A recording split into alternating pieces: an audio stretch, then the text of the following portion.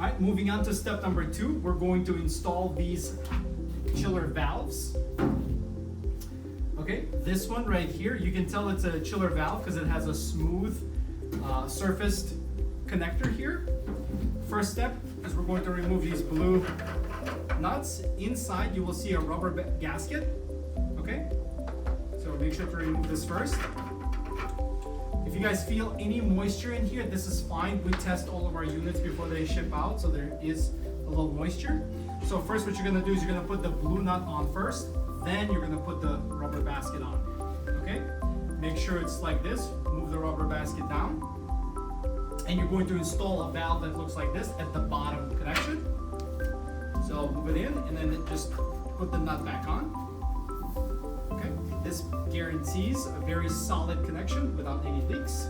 So then you will take this valve, you're going to put the blue nut first, put the rubber gasket in, and we're going to connect it.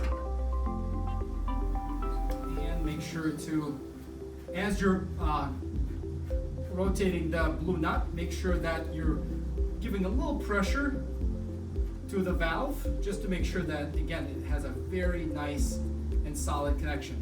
You only want to hand tighten this, so do not use any tools to tighten this.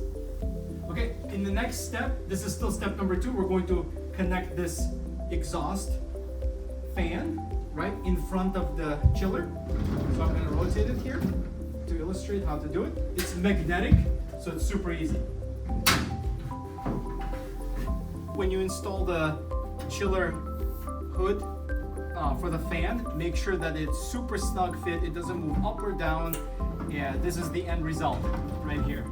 The front of it is up and down very straight, not at an angle. And it's sitting in there, it's not moving.